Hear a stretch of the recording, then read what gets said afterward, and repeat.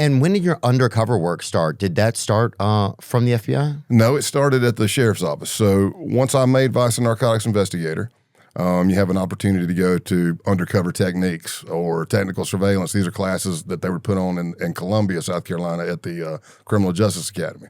And once you get certified in that, then they'd let you go work undercover. But I mean, just picture me. Now, number one, I don't want to mess up. Number two, you're around a bunch of older guys and gals who are seasoned in street level buys and all this stuff. And I'm just trying to, you're going to have to show up. It's not up to them to like me. It's up to me to get them to like me, right? Got it. You got to ingratiate yourself for sure. Yeah, and it's a tough crowd. Usually is military, law enforcement. We're pretty tough crowds. So imagine me, number one, not wanting to screw up. Number two, being scared to death. And number three, thinking about them watching it and not wanting to screw up in front of them too. Yeah. Some like Gary Ward and some of those people, Yeah, I mean, the first crack rock I bought, I was probably 275 pounds with low body fat, just jacked. And I'm like, I don't look like I smoke crack unless I just started. I just started back, I buy a crack rock and drive around for 15 minutes and come back and buy another one. I'm not the guy smoking it, And so something like that's a real instance. You'd have to come back and buy another one. And would you have to seem cracked out when you came back around? Well, what I was told, because I never smoked crack, was that it would wear off in 15 minutes. That's why they didn't care if you came back and bought again. So, yeah. But they were probably giving me little slivers of soap or something. Who knows? But once I did it, the bug got me. Yeah. Like the undercover bug. I don't know what it was. It's not lying. It's not like, I used to, it's the infiltration. Yeah, I mean, getting to know people. But during the book process, I can't remember what I used to term it as, but now I just realized, I go, holy crap, I just love connecting with people. Wow. I don't care. I mean, even if I get called out at 3 a.m, because I was considered a good interviewer. So, to either get information, a confession, or, flip them and maybe they work with us. And I would go, and I didn't mind getting called out like that. And I love it. The crazier, the better. I mean, rich, poor, big, tall, smart, dumb. I love it all. Did you guys have groups that would like say you go on, get put on an assignment? Is that what it's called, basically? Yeah. For undercover. Yep. And they could be very small or they could be bigger ones, deeper or shallow ones. Yep. Do you go to like wardrobe and stuff like that? Like, do they have all of that? Like, who creates your backstory? How does all that happen? I say ultimately it's on you. And what I teach and what I know, right? Yeah, you go come out. I believe I did used to call the unit and I'd go, when are you going to call me for? Because I was big country, even though I'm not big anymore. But they'd be like, I'd call headquarters and I'd go, when are you going to let me do one of those Wall Street jobs? One of these big old tycoon jobs. And they're like, no. And I'm like, I can say buy, sell. Put a big hat on and have that boss hog longhorn on the front of my car rolling and they're like, no. And I go, fine. Because it's my skill set. My skill set leads me to backwoods with meth heads and white supremacists and whatever else, Oh yeah, dude. Those are some of my neighbors probably. What were some of those early spots that you got put into? Well, early on at the sheriff's office, it was you got to go buy a crack rock, which was terrifying to me. And then it might be picked. Yeah, because I never bought crack. I'm pulling down there, man. I barely cracked the window. I was just like, they go, what you want? Because they come up around the car. Go, what you want? I'm like, I want a 20, He's like, roll down the window, you idiot. I'm like, I'm sliding money through the. You're like, let me Venmo you. Yeah. They didn't have no Venmo back then. That'd been good though. What's your cash app, bro? I'll send it to you right now. Oh, dang, man. That's pretty good. And then type in, what's it for? Drugs. Yeah. Crack. But that was the odd stuff there. But I started cutting my teeth. But when I got in the FBI, my first long term, I was doing some Cameo stuff, which a cameo is basically what it sounds like on a TV show. You're there just to help somebody else, or it's not even a full-blown undercover operation. It's just going to be one meet. Like, give me an example of that. Like a buy bust, or we're going to deliver. L.A. takes off a huge load of dope. It's supposed to be coming to New York. So L.A. gets on the phone with F.B.I. in New York. We're like, okay, what does it look like? We want measurements, all this. We would go build the exact same shipment, and then we would deliver it to where it was supposed to go so we can get the bad guys on that end. No. And that's just a one-time. So, I'm in a truck with an NYPD detective, and we're just dirtied up and going to deliver. So in that way, were you able to bust both ends of the? Yeah. Yeah. What is the reason that they would do it like that as opposed to just showing up at the actual meet? Because sometimes you don't know if it's getting delivered to a fictitious address or where's it going to go. But we were delivering it, and it depends on the assistant United States attorney because everybody's a little different. So maybe this one says, this is all I need to charge them. Somebody might be a little bit more thorough. They go, no, I want to actually know that they opened the box. Well, how can we do that? Well, let's build something so when we walk away, it's not enough that they take possession. We want to walk away and know that they popped the box before we hit it. And how would you guys know that? Would you guys put cameras in the box? Or something. Some tech guy is going to do something. I mean, there's so much technology now. I mean, I don't know what they can do. When dealing with informants, this has got to be pretty fascinating. So you dealt with a lot of informants? A bunch. For me, operating an informant for me is a lot like Undercover, and they mesh because when I'm an Undercover, I'm essentially being a source for another FBI agent. It's just that I'm not a criminal. I don't have a felon on my record. I'm actually a bonded law enforcement officer. But I'm still going in and getting the information. I'm still getting the recorded stuff. I'm still that person. So for me, when I'm dealing with sources, I go, you're doing what I do on other cases, but I'm asking you to do it for me. First of all, what people in like towns and regular towns in America are actually end up being like informants or narcs or whatever? Because dude, when I was in school, you'd always hear like Ricky's a narc, or whatever. Yeah. You know narc. Yeah, dude, Ricky, it would be like one kid like wore the wrong PE outfit and be like, that guy's a fucking narc. Yeah, you know what I'm saying? Like narc was the biggest thing, bro. And people were, and sometimes you'd even find somebody who snitch. Snitch who got a little card from like the local police department that said they were helping them and stuff. Like every now and then they had like this, like, I don't even think it was laminated, bro. That bitch got wet and it didn't exist. Yeah. But what types of people like in towns are the first types of people you would get as informants for certain things? Or is that not even a real thing? Like, or like at a high school? I'm just trying to think where I would say it depends on what violation you're working. Okay. If I'm working gangs and I'm working transnational organized crime, which is what I worked for a long time, well, then maybe I'm going to try to find and develop a source that can give me information on this group that's been bringing in drugs that we've heard about. Or what if it's multiple robberies? We're trying to find somebody that knows something about, have you heard any any scuttlebutt? Maybe you talk to ladies of the night, some prostitutes, escorts, and say, hey, if you know, things like that. But you can also be a highfalutin case. I'm saying highfalutin because look at me. I'm not highfalutin. But it could be like an espionage case. It could be like a white collar case. And maybe the sources for those are very upstanding members of society. And you can go talk to them and say, hey, I was wondering if you could give me some information. They'd be like, I would love to give you some information. When I say developing sources, when I was working, I'm talking about going to somebody that you may never would hang out with, that you may think is a piece of trash or not, but those people have never liked law enforcement. And I'm talking to that person, and after our conversation, I've heard things, you hear things like, man, for a cop, you're not that bad. Or, I didn't know there were cops like you. So you just, it's on you, but yeah, I mean, that's the way I would do it. And I do think it goes hand in hand. But if you don't know, in my opinion, if you don't know how to develop and operate sources, I don't think you're probably going to be an awesome undercover.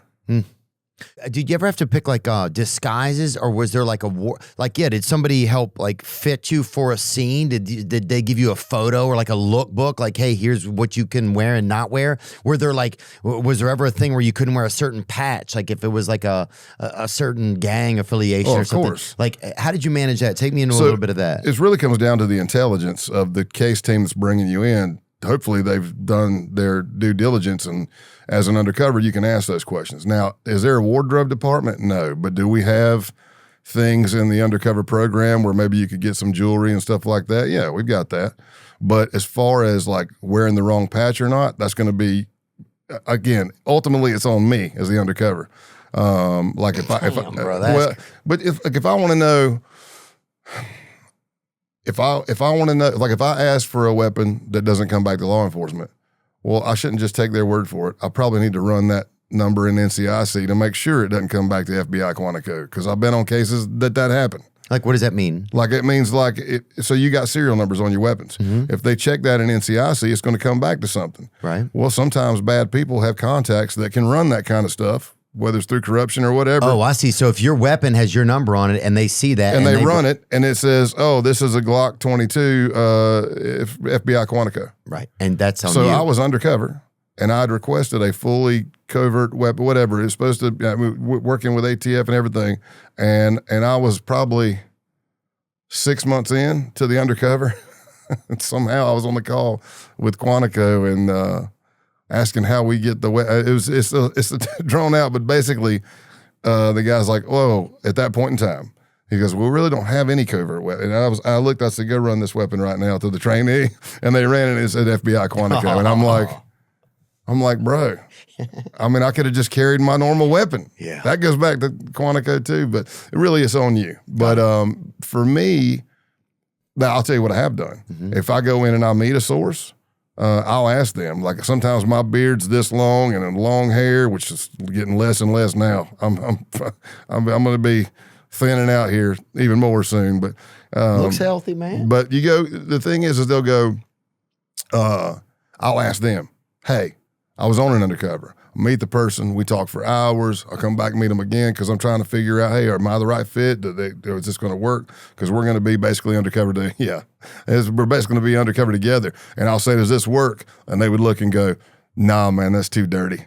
We're rednecks, but we're clean cut rednecks. And I said, well, what do you do? I said, how about like a nice goatee? Is that good? Normal haircut? They're like, yeah, that'd be perfect, man. Button up shirt, untucked. I'm like, cool. Now, I'm just doing that so I don't look like way out of place. I want to look, I'm mirroring them. Got it. But for me, I always stuck really close to who I was. I was always Scott, different last name, but I may or may not have played football in college. I may or may not be a musician and a singer, may or may not be married with kids or 4-year degree, but you can bet most likely I ride motorcycles and I lift weights. Got it. And then you just kind of go from there. Because my jokes are literally the same. I'm just twisting them because it's real to me. You know, I tell the true story.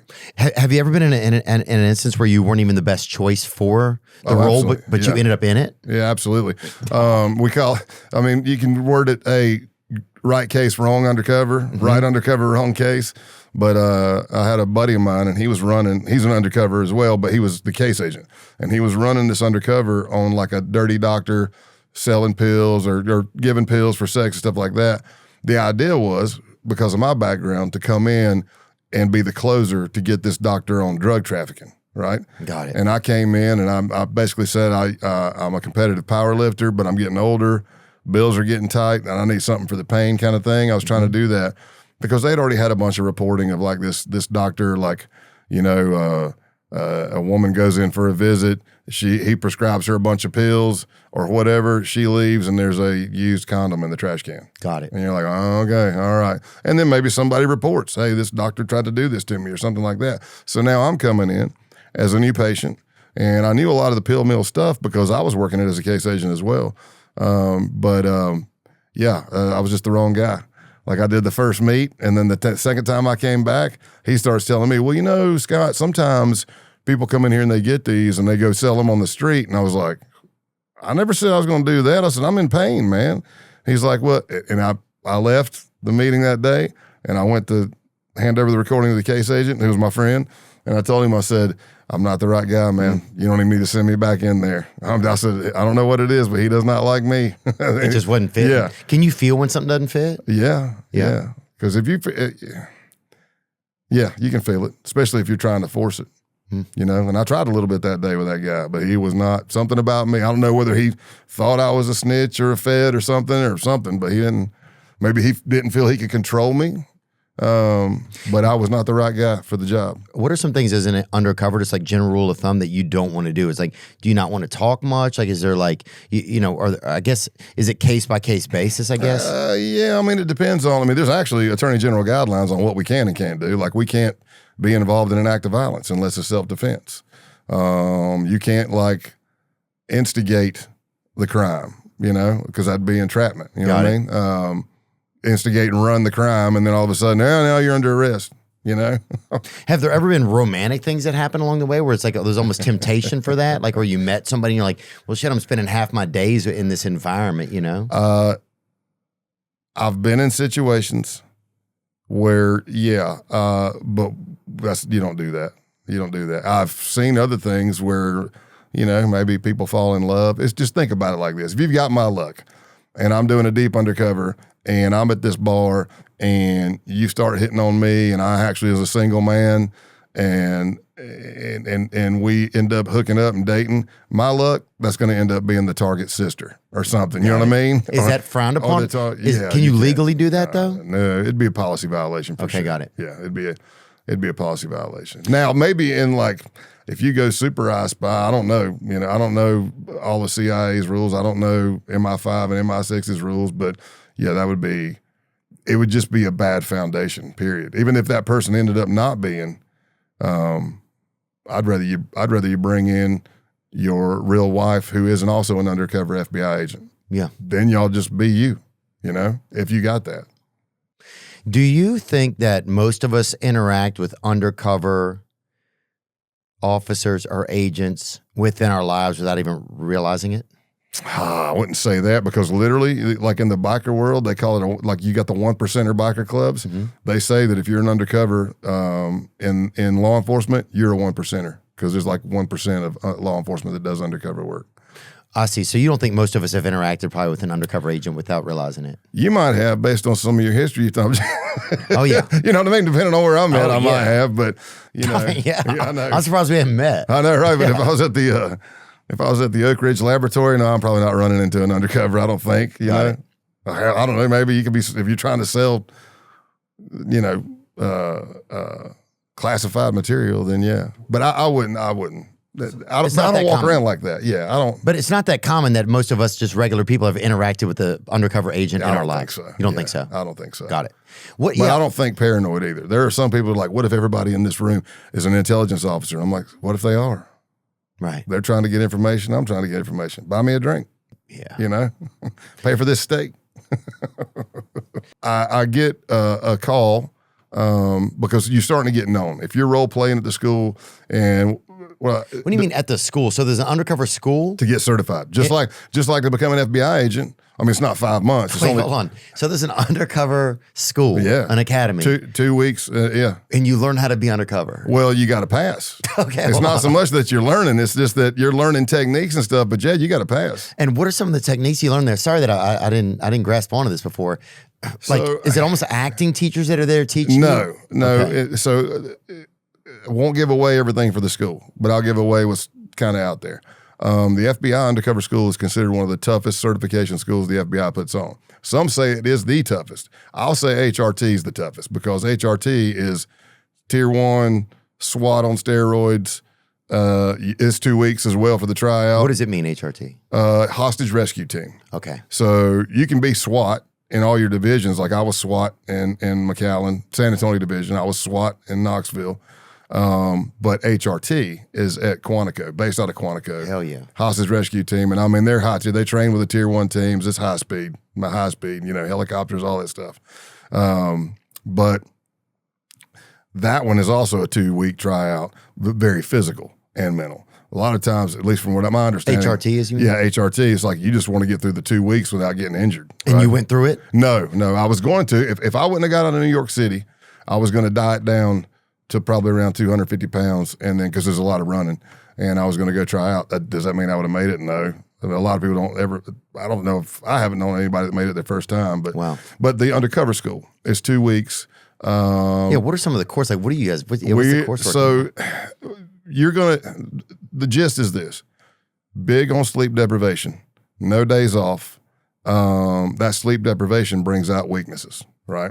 So you're going to be getting training during the day. I might teach a block on the outlaws. I might teach a block on white supremacy cases that I've worked. Maybe somebody else is teaching. Maybe it's the legal person, whatever. You're going to get training during the day. And at night, generally, the way it was run when I was in it, at night, you're going to be doing role-playing scenarios. You're probably going to get 2 a night, and everybody goes through every scenario. That way, there's no liability. In other words, you can't say, hey, that person's background is drugs, and you only gave them undercover drug scenarios. Got it. What's like an example scenario you would probably go through? They probably wouldn't want me to say. That's fair. Because it'll give it away. That's fair. But say this, you're getting tested. Mm-hmm. You may die. You may die miserably in a scenario, and then you got to turn around and go, all right, buck up, little camper. We're still got one more for the night, you know? Cool. Bro, if you go 0 for 2 in one night, bro. Oh, yeah. And I will tell you this. I got certified in 2002. I started role-playing in 2003, and I probably only missed a handful of schools in my 23 years with the FBI, and I never knew or heard of a 100% graduation rate. That doesn't mean that it's hazing and none of that stuff. It just means that it's a great certification school, and not everybody's cut out for undercover. Understood. What do you think is the number one thing that blows like an officer's cover? Blowing the cover. Oh man, there could be. I mean, bad backstopping, having a bad legend, you slipping up and not knowing your stuff. Like your story or whatever. Yeah, you need to know it. And picture if you're undercover for 2 years. I'll meet you on day one. Whatever I say right now, I need to remember 2 years from now. So that's why I stuck close to who I was. Bro. And as I got older now, early in the game, oh man, I was making like I'd be undercover and I'd be signing my name Scott Payne. And undercover, the P would form and I'd go, oh, I'm Calloway. And I'd go, but then I'd be home as Scott Payne and I would sign Scott Calloway. And you're like, dadgummit. But lucky for me, I ended up getting better at it. And by the time when I retired, I think I had like 8 phones.